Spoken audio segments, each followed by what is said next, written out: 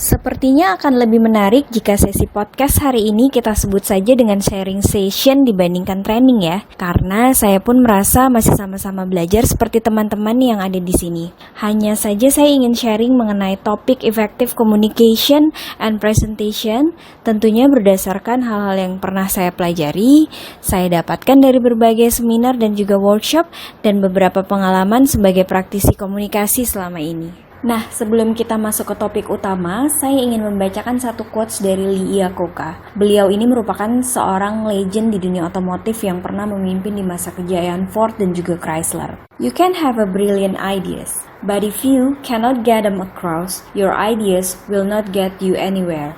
Dalam quotes ini, Lee mengatakan, kamu boleh saja memiliki ide-ide brilian, tetapi jika kamu tidak dapat menjelaskannya, ide-ide itu sama sekali tidak akan membawamu kemanapun. Dari sini bisa kita lihat bahwa mau sekeren apapun ide-ide kita, jika kita tidak mampu deliver dengan baik, ide-ide itu sama saja dengan nothing. Kuncinya di mana? Nah, di komunikasi. Hari ini saya ingin memastikan bahwa setelah sharing session ini berakhir, nantinya teman-teman akan memahami bagaimana cara membangun komunikasi yang efektif melalui berbicara maupun mendengarkan. Dan saya juga ingin memastikan bahwa teman-teman di akhir sesi ini akan memahami mengenai teknik presentasi yang efektif. Setuju ya? Oke, mari kita lanjutkan pada slide keempat di materi yang telah dibagikan. Bisa kita lihat bentuk dari proses komunikasi. Ada 5 proses atau tahapan dalam kita berkomunikasi. Pada gambar dapat terlihat dengan jelas. Yang pertama, identifikasi tujuan dari pesan yang akan disampaikan. Tentukan dulu target atau insight yang ingin kita sampaikan. Kemudian sampaikanlah dengan pernyataan yang mencerminkan maksud yang positif. Penyampaiannya dengan ringkas, nadanya juga positif, menggunakan we language atau dengan kata kita. Kemudian timbulkan kesan bahwa saya ingin mendengarkan dan bukan defensif.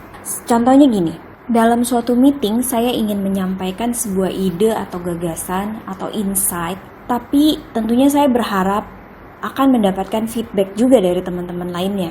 Nah, saya akan menggunakan kalimat seperti ini.